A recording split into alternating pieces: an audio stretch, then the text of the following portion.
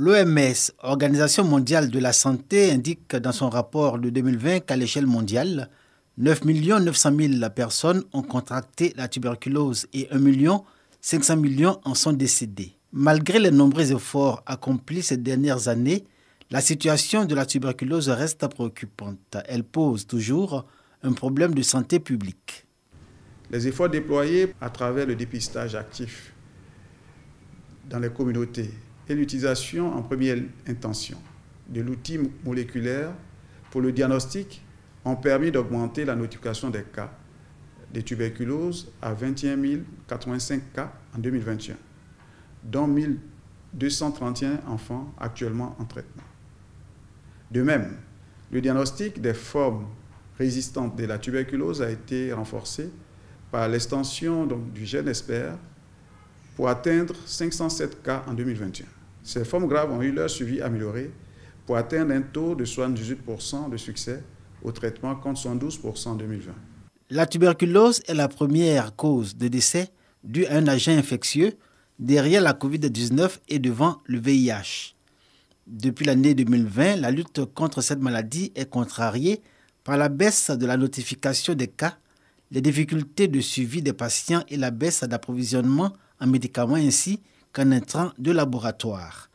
La Journée mondiale de la tuberculose cette année 2022 recommande aux États d'augmenter leur budget alloué pour la lutte contre cette maladie. La prise en charge de la co-infection tuberculose et VIH-Sida, avec 99% des tests réalisés et 98% de patients co-infectés mis sous antirétroviraux. C'est dans ce contexte que le gouvernement tient à rassurer nos compatriotes sur le respect des engagements. À ce jour, toutes les régions sanitaires de Côte d'Ivoire disposent de centres antituberculeux régionaux capables d'encadrer les petits centres de districts sanitaires.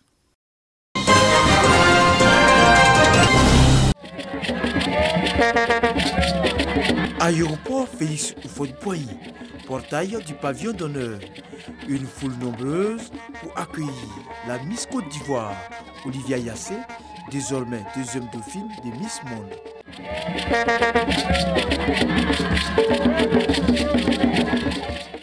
Au salon d'honneur, plusieurs personnalités sont présentes. 21h30, l'avion de la compagnie Corsair se pose à l'aéroport Félix Houphouët-Boigny.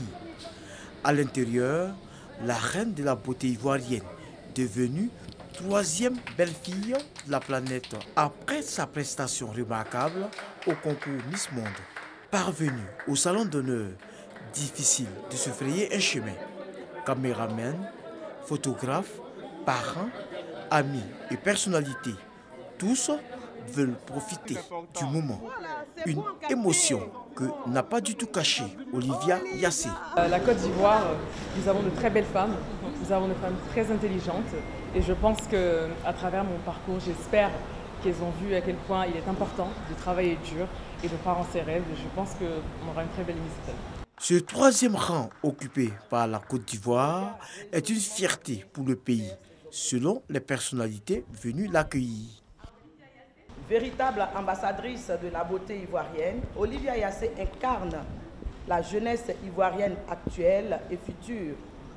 Une jeunesse bien formée, ambitieuse, travailleuse, avec une force de caractère qui lui permet de relever tous les défis qui se dressent sur son passage, le regard résolument tourné vers ses objectifs.